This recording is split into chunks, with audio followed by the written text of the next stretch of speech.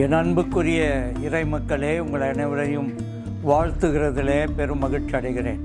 கர்த்தராகிய இயேசு கிறிஸ்துவின் திருப்பெயராலே உங்களை வாழ்த்துகிறேன். இன்றைய நாளிலும் ஆண்டவருடைய சத்தத்தை குறித்து நாம் தியானித்து வருகிறோம். ஆண்டவருடைய சத்தத்தை கேட்கிறதினால் வருகின்ற பலன் என்ன என்பதை இந்த நாளிலே பார்க்க போகிறோம். கடவுளுடைய சத்தத்திற்கு கீழ்ப்படுகிறதினாலே நாம் பெற்றுக்கொள்கிற ஆசீர்வாதம் தான் என்ன? எவன் ஒருவன் ஆண்டவருடைய சத்தத்தை கேட்கிறானோ, அதற்கு கீழ்ப்படுகிறானோ, அவன் சில ஆசீர்வாதங்களுக்குரியவனாக மாற்றப்படுகிறான். அதை தான் இப்பொழுது நாம் பார்க்க போகிறோம். ஆபிரகாம் தேவனுடைய சத்தத்தை கேட்டு புறப்பட்டு போனான். காணாத தேசத்துக்கு அவன் புறப்பட்டு போனான். உடனே கீழ்ப்படிந்தான். கடவுள் அவனை சும்மா விட்டு விட்டாரா? தேவன் சில வாக்குத்தத்தங்களை அவனுக்கு கொடுக்கிறார். முதலாவது வாக்குத்தத்தம், நான் உன்னை பெரிய ஜாதியாக்கி உன்னை ஆசீர்வதித்து உன் பேரை பெருமைப்படுத்துவேன், நீ ஆசீர்வாதமாயிருப்பாய். உன்னை ஆசீர்வதிக்கிறவர்களை நான் ஆசீர்வதிப்பேன், உன்னை சபிக்கிறவர்களை நான் சபிப்பேன். பூமியுள்ள வம்சங்கள் எல்லாம் உனக்குள் ஆசீர்வதிக்கப்படும் என்ற ஒரு வாக்குத்தத்தத்தை ஆண்டவர் ஆபிரகாமுடைய வாழ்க்கையிலே தந்தார். அவன் அந்த ஆசீர்வாதத்துக்குரிய மனிதனாக தன்னை மாற்றிக்கொண்டான். ஆம் பிரியமானவர்களே, நான் உன்னை பெரிய ஜாதியாக்குவேன். அவன் வயது சென்றவனாக, 100 வயது உடையவனாக, சாராள் முதிர்ந்த வயது உடையவளாக காணப்பட்ட பொழுதும் ஆண்டவர் சொன்ன வார்த்தையை முழுமையாக நம்பிக்கை உடையவனாக மாறிப்போனான். ஆகவேதான் ஆண்டவர் சொன்ன ஒவ்வொரு வாக்குத்தத்தமும் அவன் வாழ்விலே நிறைவேற அவன் பாத்திரவானாய் மாறிப்போனான். ஆம் பிரியமானவர்களே, நம்முடைய வாழ்க்கையிலே நாம் எப்படி இருக்கிறோம்? ஆண்டவர் சொல்லுகிற வார்த்தைக்கு கீழ்ப்படிந்து நடப்போமானால் ஆபிரகாமை விட மேலான ஆசீர்வாதங்களை நாம் பெற்றுக்கொள்ளுவோம் என்பதில் எந்தவித சந்தேகமும் இல்லை. முதலாவது, அவன் தேவனுடைய சத்தத்துக்கு கீழ்ப்படிந்ததினாலே ஆண்டவர் நான் உன்னை பெரிய ஜாதியாக்குவேன்.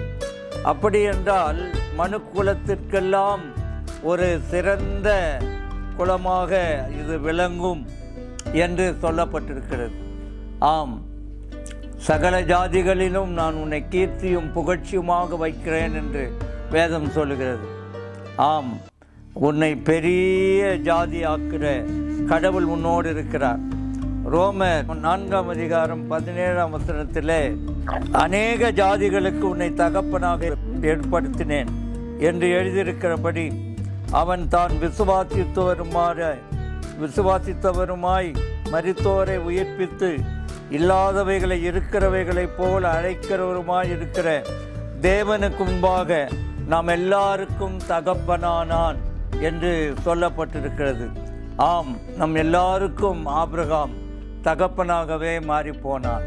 என் அன்புக்குரியவர்களே, நாமும் பெரிய ஜாதிகளுக்கு உட்பட்ட வாழ்க்கையை வாழ நாம் அழைக்கப்படுகிறோம். 2வது, நான் உன்னை ஆசீர்வதித்து என்று சொல்லப்பட்டிருக்கிறது.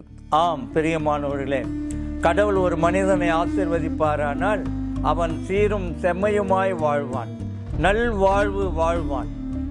அதுதான் கடவுள் தருகிற வாக்குத்தத்தம். ஆம், நீதிமொழிகள் 10ஆம் அதிகாரம் 22ஆம் வசனத்திலே அது சொல்லப்பட்டிருக்கிறது. கர்த்தருடைய ஆசீர்வாதமே ஐஸ்வர்யத்தை தரும், அதனோடே அவர் வேதனையை கூட்டார். ஆம், இந்த உலக பிரகாரமான ஆசீர்வாதத்தை பெற்றுக்கொள்ள நம்முடைய பிரயாசங்கள் அவசியமில்லை. கடவுள் ஒரு மனிதனை ஆசீர்வதிப்பாரானால் அதுதான் உண்மையான ஆசீர்வாதம் பிரியமானவர்களே. அடுத்தபடியாக, உன் பேரை பெருமைப்படுத்துவேன். ஆம், ஆண்டவருடைய நாமம் பெரியது. அவரே பெரியவர் என்று வேதம் சொல்லுகிறது. பெரியவர் நமக்குள்ளே வாசம் பண்ணினார் என்றெல்லாம் சொல்லப்பட்டிருக்கிறது. அப்படிப்பட்ட ஆண்டவர் நம்முடைய பெயரை பெருமைப்படுத்துகிற ஆண்டவராக, மகிமைப்படுத்துகிற ஆண்டவராக இருக்கின்றார். காரணம், ஆண்டவருடைய சத்தத்துக்கு நாம் கீழ்ப்படுகிறதுனாலே உன் பேரை நான் பெருமைப்படுத்துவேன் என்று சொல்லப்பட்டிருக்கிறது. ஆம் பிரியமானவர்களே, ஆண்டவர் நம் பேரை பெருமைப்படுத்துகிறார் என்றால் தாவீதுக்கும் அந்த கிருபை கிடைத்தது.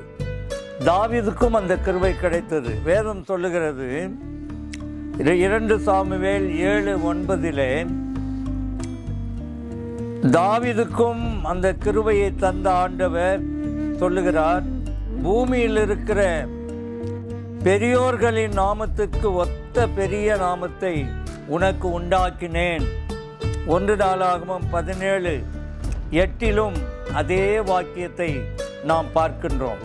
ஆம் பிரியமானவர்களே, ஆண்டவர் தாவீதுக்கும் அந்த கிருபையை தந்து அவன் பேரை பெரியோர்களின் நாமத்திற்கு ஒத்த நாமத்தை அவனுக்கு தரிப்பித்தார் என்று நாம் பார்க்கிறோம். அப்படிதான் ஆண்டவர் ஆபிரகாமையும் நான் உன் பேரை பெருமைப்படுத்துவேன் என்று சொல்லியிருக்கார். 4வதாக, நீ ஆசீர்வாதமாய் இருப்பாய்.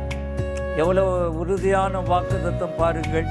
நீ ஆசீர்வாதமாய் இருப்பாய். வேதம் சொல்லுகிறது, உன் சந்ததி உளவாய் இருக்கும் என்று சொல்லப்பட்டபடியே தான் அநேக ஜாதிகளுக்கு தகப்பனாவதை நம்புகிறதற்கு ஏதுவில்லாதிருந்தும் அதை நம்பிக்கையோடு விசுவாசித்தார். ஆம், ஆபிரகாம் சொன்னதை அப்படியே விசுவாசித்தான். ஆகவே தான் ஆண்டவர் அவனை ஆசீர்வதிக்கிற மெய் தேவனாக இருக்கிறார். நம்மையும் அவர் ஆசீர்வதிப்பார். ஏழையின் கூக்குரலை கேட்கிற ஆண்டவர், அவனுடைய ஜீவனத்துக்குரிய காரியங்களுக்காக கவலைப்படுகிற ஆண்டவர், அன்றனுள்ள ஆகாரத்தை இன்று எங்களுக்கு தாரும் என்று சொல்லிக் கொடுத்த ஆண்டவர், நம் வாழ்க்கையிலும் நம்மை கைவிட அவர் மனிதன் அல்ல, மனமாற மாந்தன் அல்ல. அவர் சொன்னபடியே செய்வார். 5வதாக, உன் சந்ததிக்கு இந்த தேசத்தை கொடுப்பேன் என்று சொல்லுகிறார். உன் சந்ததிக்கு, நான் நீ மட்டுமல்ல, உன் சந்ததியாய் நீ ஆசீர்வாதம் பெற்று சிறப்பாய் விளங்குவாய் என்று சொல்லப்பட்டிருக்கிறது. அதாவது ஆதியாகமம் 13:14-17 வரை வாசிப்போமானால், உன் கண்களை ஏறெடுத்து பார். நீ நிற்கிற இடத்திலிருந்து வடக்கேயும் தெற்கேயும் கிழக்கேயும் மேற்கேயும் நோக்கிப்பார். நீ பார்க்கிற இடம் இந்த பூமி முழுவதையும் நான் உனக்கு உன் சந்ததிக்கும் என்றென்றைக்கும் இருக்கும்படி கொடுத்து உன் சந்ததியை பூமியின் தூளை போல பெருக பண்ணுவேன். நீ எழுந்து தேசத்தின் நீளமும் அகலமும் எம்மட்டோ அம்மட்டும் நடந்து திரி, உனக்கு அதை தருவேன் என்று சொல்லுகிற ஆண்டோடைய கட்டளை எவ்வளவு பயங்கரமானது! ஆண்டோடைய ஆசீர்வாதம், உனக்கு தருவேன், எழுந்து நடந்து திரி என்று சொன்னார். அந்த காலத்தில் இப்போ இருக்கிற காலம் போல அல்ல. வனாந்தரங்களிலே, காடுகளிலே, மலைகளிலே மக்கள் வாழ்ந்தார்கள். அப்பொழுது இவர்களுக்கென்று ஒரு பூமி கொடுக்கப்படவில்லை. அப்பொழுதுதான் ஆண்டவர் சொன்னார், வனாந்தரமான இடங்களிலே தேடி திரிந்து நடவுங்கள், நான் அவைகளை உங்களுக்கு தருவேன் என்று சொல்லியிருக்கிறார். இன்றைக்கும் ஒருவேளை உங்கள் வாழ்க்கையில் இடக்குறைவு, வசதி குறைவு ஏற்பட்டிருக்குமானால் சற்று உங்களை ஆண்டவருக்கு என்று ஒப்பு கொடுங்கள். கடவுளுடைய சத்தத்துக்கு செவி கொடுங்கள். அப்பொழுது உங்கள் நிலைமையை கர்த்தர் மாற்றி ஐசுவரியவான்களாக உங்களை ஆக்குவார் என்பதிலே சந்தேகமில்லை. பிரியமானவர்களே, 6வதாக, உனக்கு ஒரு குமாரனை தருவேன் என்று சொல்லியிருக்கிறார். உனக்கு ஒரு குமாரனை தருவேன், உன் சந்ததி பெருகும். தேவன் அப்படியே அவன் வாக்குத்தத்தத்தை நிறைவேற்றினார். ரோமர் 4:19 அவன் விசுவாசத்திலே பலவீனமாய் இருக்கவில்லை. அவன் ஏறக்குறைய 100 வயது உள்ளவனாய் இருக்கும்போது தன் சரீரம் செத்துப்போனதையும் சாராளுடைய கர்ப்பம் செத்துப்போனதையும் எண்ணாதிருந்தான். தேவனுடைய வாக்குத்தத்தை குறித்து அவன் அவ்விசுவாசமாய் சந்தேகப்படாமல் தேவன் வாக்குத்தத்தம் பண்ணினதை நிறைவேற்ற வல்லவராய் இருக்கிறார் என்று முழு நிச்சயமாய் நம்பி தேவனை மகிமைப்படுத்தி விசுவாசத்திலே வல்லவனானான். ஆகையால் அது அவனுக்கு நீதியாக எண்ணப்பட்டது. ஆம், விசுவாசத்தில் வல்லவனானான். அதிலே அவன் வல்லமை உடையவனாக மாறினான். விசுவாசத்தை விட்டு நழுவி போகிற ஒரு வாழ்க்கை அல்ல, நம்புகிற ஒரு வாழ்க்கை அவனுக்குள்ளே காணப்பட்டது. ஆம் பிரியமானவர்களே, ஆண்டவருடைய வார்த்தை கீழ்ப்படியும் முதல் சந்ததி சந்ததியாக ஆசீர்வதிக்கப்படும் என்பதில் சந்தேகமில்லை. திருமறையில் பார்க்கிறோம், சபிக்கிறவர்களை ஆசீர்வதியுங்கள், உங்களை விரோதியாக இருக்கிறவனுக்கு ஆகாரம் கொடுங்கள் என்று வேதம் சொல்லுகிறது. நாம் ஒருவருக்கொருவர் அன்புள்ளவர்களாக நடந்து பெருக கடவுள் நம்மை அழைக்கிறார். நாம் தேவனுடைய வாக்கு தத்தத்தின் பிள்ளைகளாக இருக்கிறோம் என்று வேதம் சொல்லுகிறது. நாம் ஒவ்வொருவரும் வேத வசனத்தின் வாக்கு தத்தத்தின் பிள்ளைகளாக இருக்கிறோம். அப்படியே தொடர்ந்து வாழ நாம் அழைக்கப்படுகிறோம்.